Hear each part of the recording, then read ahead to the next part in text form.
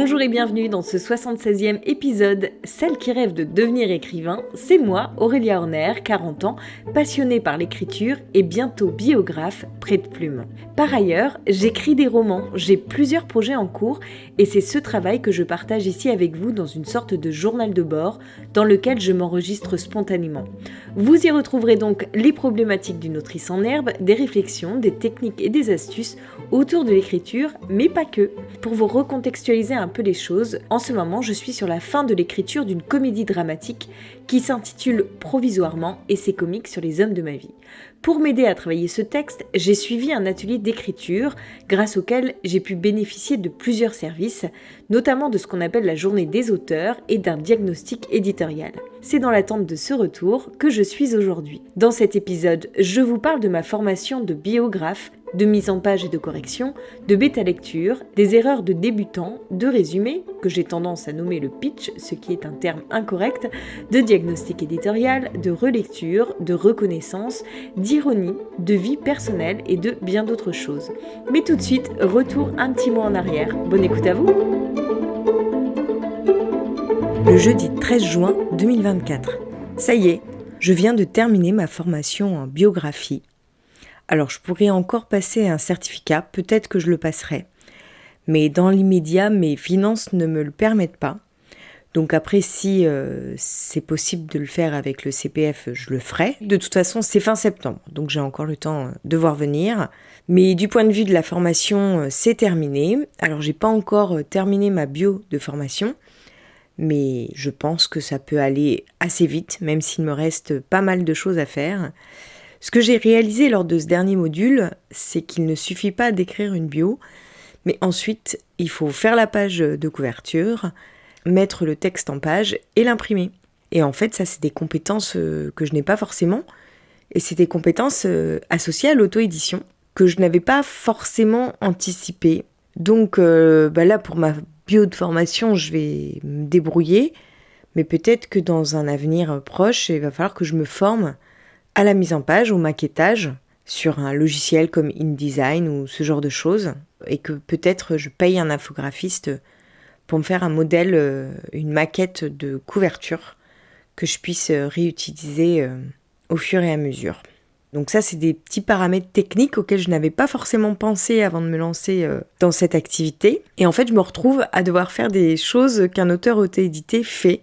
Et c'est justement une des raisons pour lesquelles je n'ai pas envie d'être auto-éditée, parce que je n'ai pas envie d'avoir à faire ça. Bon, voilà, pour moi c'est un autre métier. Moi j'aime aller à la rencontre de l'autre, recueillir le récit de sa vie, le mettre en forme derrière, corriger, relire, etc. Alors par contre, pour ce qui est de l'objet livre, je vous avoue que c'est vraiment pas ma tasse de thé. Mais peut-être que je vais y prendre du plaisir, sait-on jamais. Bref, donc ça c'est un paramètre qui m'inquiète un petit peu dans le cadre du lancement de mon activité. Donc il faut que je m'y confronte une première fois déjà pour voir quelles sont les difficultés concrètes et puis voir après comment je réajuste le tir. Parce que bon, évidemment, quand on se lance, on fait tous un peu des petites erreurs, tout ça. Un autre paramètre auquel j'avais pas forcément pensé, c'est le côté correction. C'est pareil. Alors peut-être qu'entre les personnes de ma formation, on peut s'échanger nos bios pour s'entre-corriger, mais on n'est pas des correcteurs professionnels. Est-ce qu'il ne faudrait pas faire appel à un correcteur professionnel pour relire ma bio ? Parce que là, je me suis encore rendu compte qu'il restait plein de coquilles, et ça, c'est normal. J'en parle souvent. Quand on a le nez collé à son texte, on ne voit plus rien. Donc, il faut forcément avoir un œil extérieur au minimum. Donc, la question qui se pose, c'est est-ce que je fais appel à une correctrice ou un correcteur que je rémunère ? Mais bon, tout de suite, ça augmente le coût d'une biographie. Est-ce que j'achète le logiciel Antidote ? Je pense que le minimum, ça serait quand même d'acheter le logiciel Antidote. Et puis après, en utilisant ce logiciel et en faisant des échanges de bons procédés avec mes collègues, peut-être que je peux arriver à avoir un texte assez propre. Enfin voilà, toutes ces petites choses-là, je les avais pas forcément anticipées. Je me sens prête pour ce qui est du déroulé d'une bio. Je me sens prête à me vendre aussi.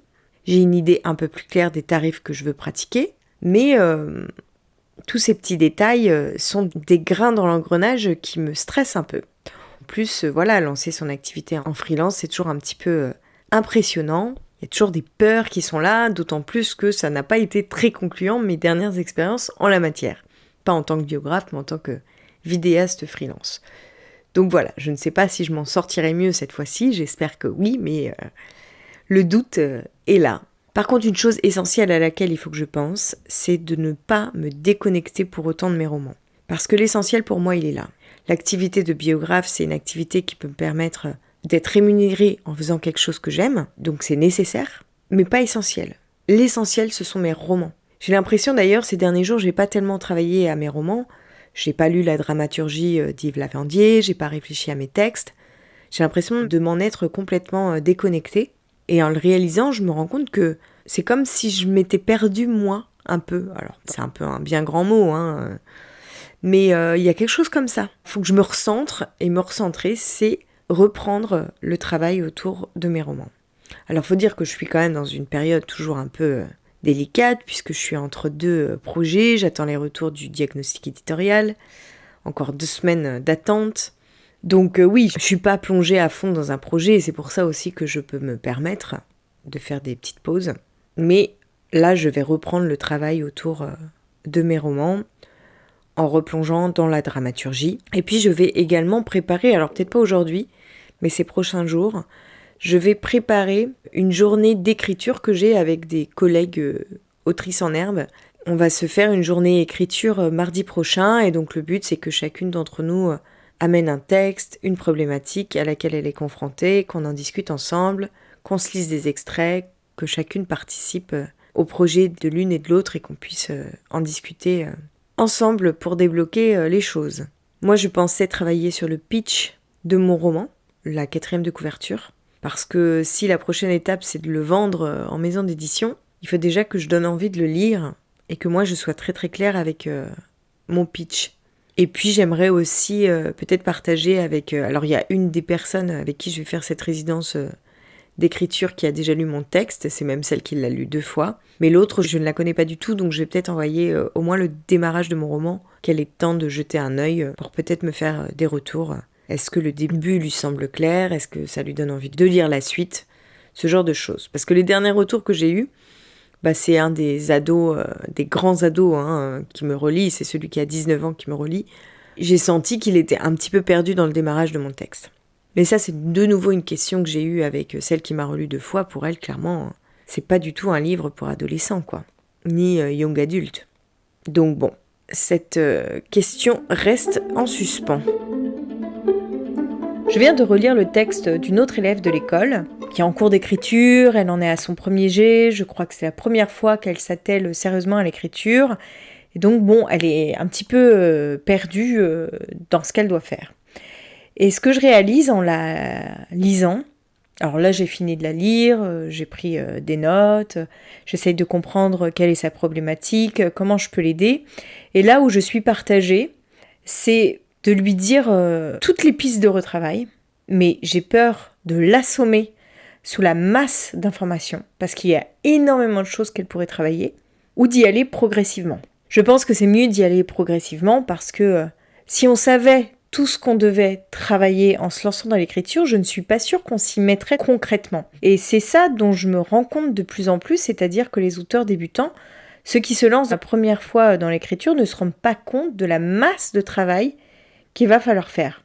La plupart du temps, on pense que il suffit d'avoir une bonne histoire avec une intrigue qui tient la route et ça y est, c'est bon, le tour est joué. Alors déjà, c'est pas si simple parce que des fois, ce qu'on croit être une bonne histoire ne l'est pas forcément.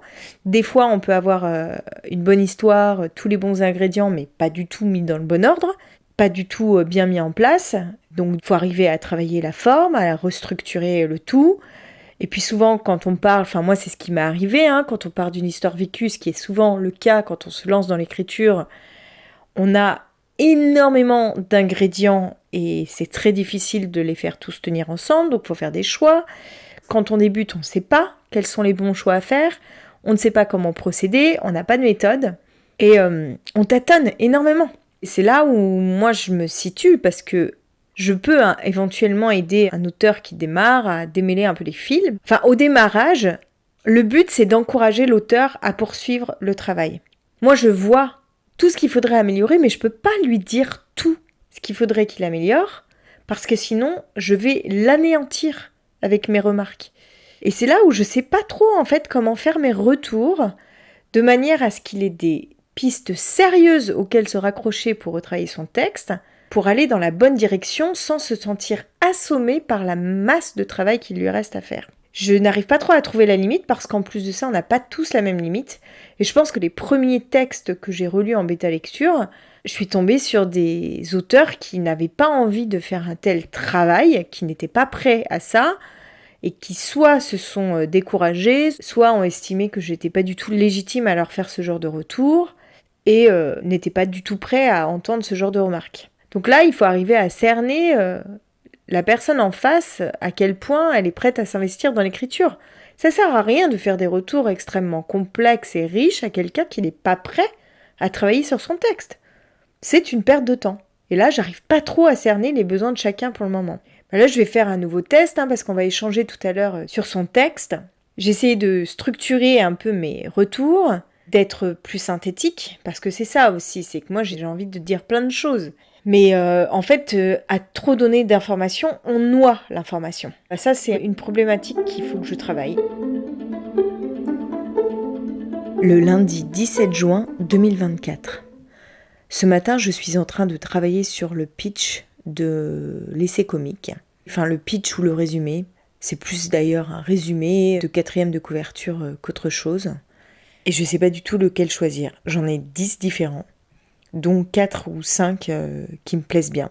C'est là-dessus que je vais travailler demain. Dans une semaine à peu près, j'ai les retours de mon diagnostic éditorial. Et j'en saurai plus à ce moment-là. Je verrai peut-être un petit peu plus clair. Donc si je me remets à travailler dessus cette semaine, c'est pas trop tôt. Je continue plus ou moins parce que pour l'instant mes lettres sont pas vraiment prêtes, mais je continue un peu à préparer mes dossiers pour les maisons d'édition. D'ailleurs, c'est peut-être aussi sur ça que je devrais travailler demain. Ça peut peut-être être pas mal de travailler sur ma lettre d'intention demain, parce que ça c'est encore un truc qui me pose vraiment problème. Là, pour l'instant, j'ai commencé à préparer une lettre pour l'Iconoclaste. C'est vraiment la maison dont je rêve. Et la maison, à mon avis, dans laquelle je m'inscrirai le mieux. Ensuite, je prépare aussi une lettre chez Guillaume Allary. Mais à part mes points de ressemblance avec les cahiers d'Esther, je suis pas trop sûre d'avoir ma place là-bas. Parce que, voilà, ils ont déjà suivi le parcours d'une adolescente sur un peu moins d'une dizaine d'années. Est-ce que ça va les intéresser d'avoir une autre série dans le même genre, même si évidemment je ne parle pas de série dans ma lettre d'intention. D'ailleurs, j'ai une copine qui a rencontré un éditeur là dernièrement et qui lui a parlé de mon texte. Et elle a évoqué le côté saga de ce projet. Et l'éditeur lui a répondu qu'il me conseillait de ne pas insister sur ce paramètre-là. Alors ça, j'en ai vraiment une conscience très très aiguë. Je pense que si j'aborde un éditeur comme ça, en lui disant que j'ai un projet de 50 livres sur une histoire, je vais faire fuir n'importe qui. Et puis même, je veux dire, moi j'ai pas du tout envie de m'engager dans un projet d'une telle ampleur, quoi. C'est le projet de toute une vie, donc c'est important que chaque livre puisse se lire indépendamment les uns des autres. Ça ne m'empêchera pas de suivre Apolline à tous les âges de la vie dans sa quête amoureuse, mais ça sera des unitaires. Ça, j'en suis fermement décidée. Ça n'empêche pas qu'un jour, je puisse regrouper les livres entre eux. Mettons que, par exemple, j'ai un cycle qui est autour de la fin de l'enfance et du début de l'adolescence de mon personnage, là où l'amour est encore quelque chose de très désincarné, fait de rêves et d'illusions, là où on ne connaît rien, où on découvre tout. C'est les premiers émois en fait. Ouais, c'est le cycle des premiers émois, on va dire. Et on peut très bien imaginer qu'une fois que j'aurai écrit les 3 livres autour de cette thématique, on pourrait les rassembler en un seul et unique roman, un peu épais. Ça, c'est envisageable. On pourrait fonctionner comme ça par cycle. Après, là où moi, ça va m'obliger un peu à travailler, c'est que chaque début de roman, il faut que je représente mes personnages et il faut que je les présente de façon complète, mais différente. Je vais pas me répéter d'un livre à l'autre. Et c'est là où va être toute la difficulté, parce qu'au bout d'un moment, ceux qui auront déjà lu le livre 1 auront déjà eu un peu la présentation de l'environnement d'Apolline. Ça va être assez complexe de la présenter chaque fois différemment. Mais j'ai déjà des pistes pour le livre 2. Le mardi 25 juin 2024. Encore une déconvenue de mon atelier d'écriture, c'est que mon diagnostic éditorial qui devait avoir lieu aujourd'hui a été reporté dans une semaine. J'ai appris la nouvelle samedi soir. J'avoue que j'étais un peu frustrée parce que j'ai l'impression d'être complètement déconnectée de mon écriture ces derniers temps. D'ailleurs, je ne m'enregistre plus beaucoup ici, mais parce que j'ai plus grand chose à dire. Bon alors, dans un sens, c'est peut-être un mal pour un bien parce que je suis un peu malade là en ce moment, vous devez peut-être l'entendre à ma voix. De nouveau, j'arrête pas de tomber malade. Toujours est-il que je suis très fatiguée, donc à mon avis, ça n'aurait pas été les conditions idéales pour être vraiment réceptive à ce que pouvait me dire la personne qui m'aurait fait ses retours. Donc voilà, il me faut attendre une semaine de plus. Normalement, j'ai rendez-vous le 1er juillet maintenant, un lundi. J'espère que ça aura vraiment lieu, puis j'espère que je serai en meilleure forme lundi prochain, quoi. Dès que je reprends un peu du poil de la bête ces prochains jours, je vais essayer de me remettre un peu dans l'essai comique. J'ai pas fini de lire la dramaturgie d'Yves Lavandier, mais ces derniers jours, en fait, j'ai quasiment pas travaillé mon écriture parce que je suis vraiment à plat, donc c'est déjà difficile de faire ce que je dois faire absolument. Donc, comme là, je suis un peu en pause et que c'est un plus ce que je fais, le fait d'étudier des livres de dramaturgie, j'ai pas le courage de me lever à 6h du matin. J'ai besoin de dormir. Le mercredi 26 juin 2024. Ce matin, j'ai repris l'essai comique.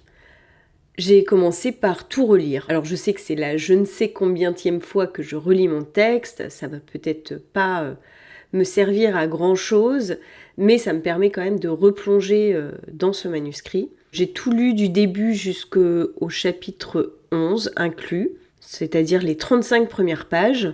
J'ai lu à voix haute. J'ai rien vu de catastrophique. Bon, il y a des petits passages qui sont un peu maladroits. J'aimerais reprendre le chapitre 9 et 10. C'était un chapitre que j'avais lu à la journée des auteurs, pour lequel j'avais reçu des conseils que j'ai pas encore mis en application et que j'aimerais tester bientôt. Je pense que ça va être d'ailleurs le premier travail auquel je vais m'atteler quand je me remettrai à la réécriture. Je recommence à travailler sur ce texte parce que à une semaine du diagnostic éditorial, s'il n'est pas encore déplacé, ça me permet de me reconnecter à mon texte, de reprendre confiance en moi aussi. Le fait de me relire, franchement, je me dis quand même que j'ai fait du bon travail. J'avais tendance à en douter ces derniers temps, et puis le fait de ne plus du tout écrire, même si je réfléchissais à mes manuscrits, je me sentais plus tellement auteur. J'avais l'impression de ne plus savoir écrire, de ne plus accorder de place à l'écriture dans ma vie, et j'avoue que ça me déprimait un petit peu.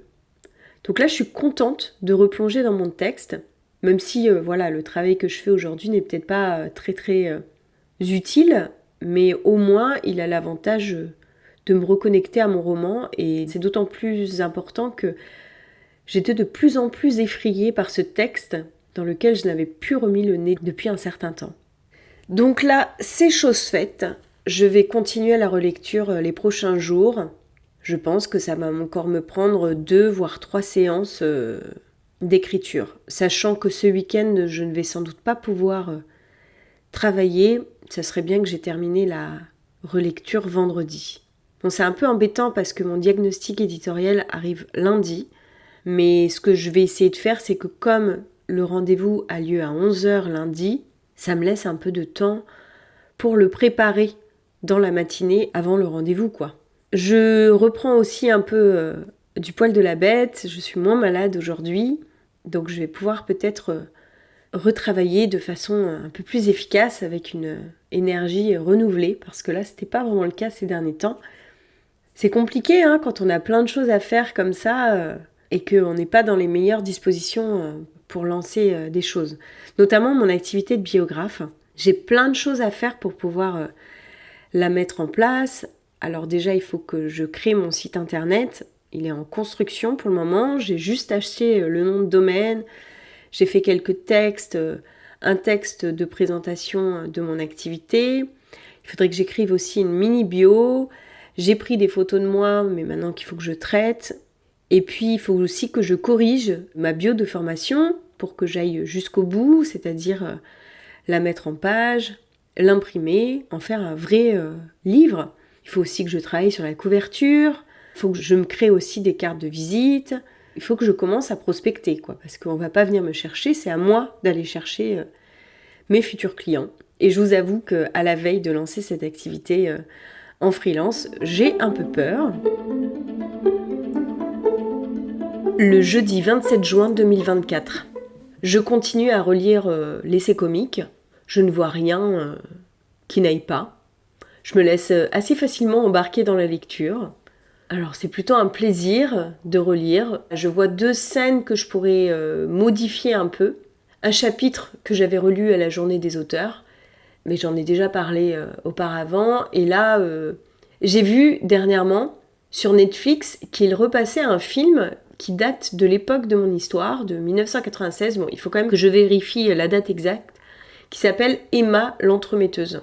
Ça a l'air d'être un peu un navet, mais je pense que ça peut m'inspirer par rapport à une scène de mon roman. Ça fait longtemps que j'y pense, je cherchais un film, plutôt une histoire d'amour, pour que ça soit l'objet d'une discussion familiale, où chacun y va de son point de vue sur l'amour, et que ce soit sujet à débat. Et je n'avais pas tellement trouvé, mais là, s'il est diffusé sur Netflix, franchement, je vais peut-être me faire un petit visionnage pour voir ce que ça pourrait m'inspirer comme scène.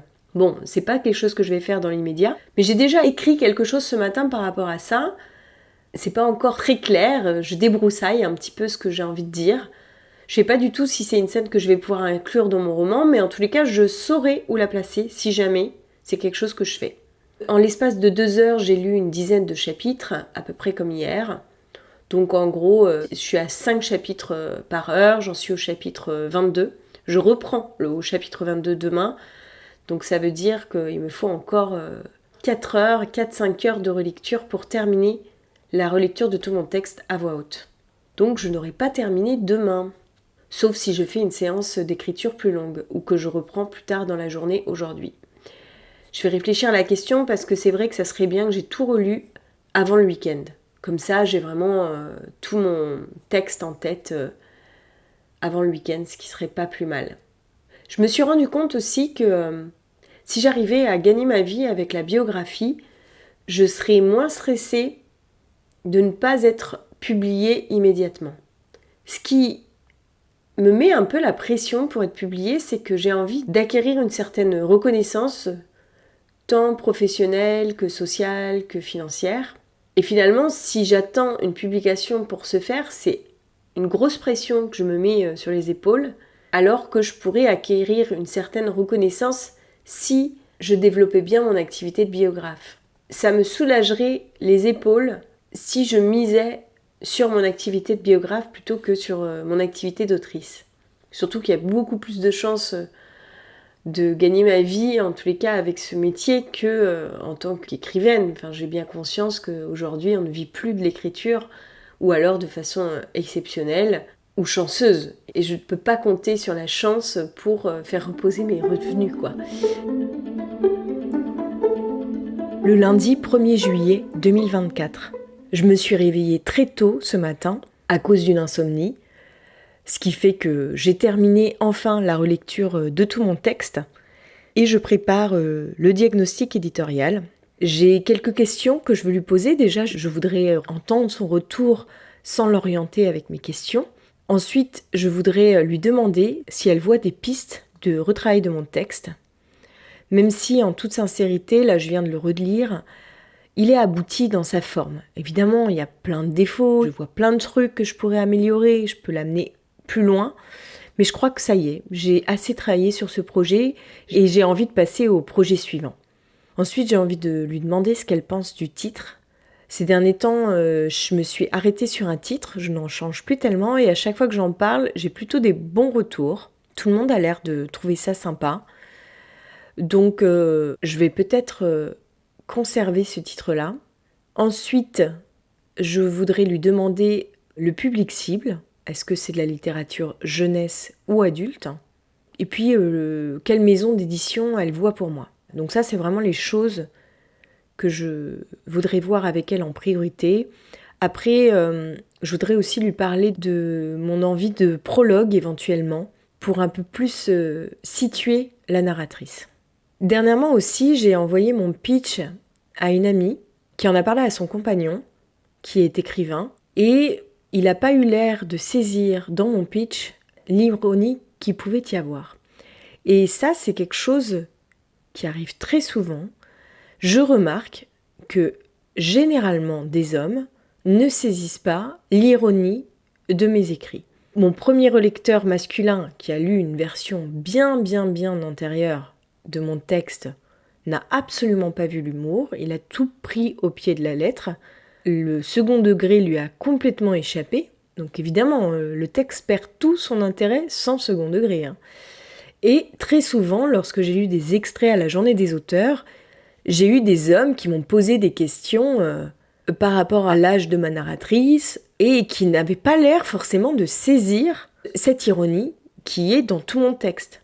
Alors je vais un peu retravailler mon pitch pour que l'ironie soit peut-être plus évidente, mais à un moment, je peux pas non plus en faire des tonnes, quoi. De toute façon, j'ai eu des retours aussi d'une de mes bêta-lectrices sur mon pitch, qui m'a expliqué, ça marche, ça marche pas trop, donc je l'ai un peu retravaillé avec elle déjà, et je pense que avec ces derniers retours-là, je vais encore le retravailler. Mais voilà, ça pose vraiment la question de voir, mais pourquoi il semblerait que hommes et femmes, on n'ait pas forcément le même humour, qu'on ne comprenne pas l'ironie de la même manière. Vraiment, ça me questionne beaucoup.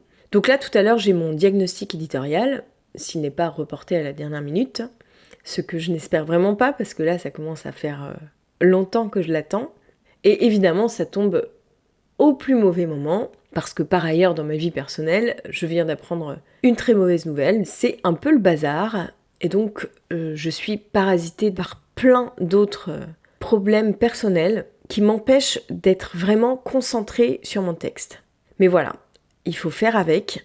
C'est un peu déstabilisant quand on écrit, parce qu'évidemment, tout ce qui touche notre vie perso a une influence sur notre écriture. C'est dommage d'avoir mon diagnostic maintenant, mais bon, c'est comme ça.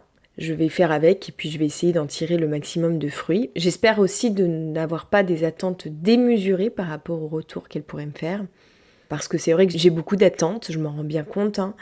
Et peut-être que je vais être déçue. Si elle me dit que tout est à reprendre, je risque d'être découragée. Bon, après, je pense que c'est pas du tout le but de ce diagnostic, quoi.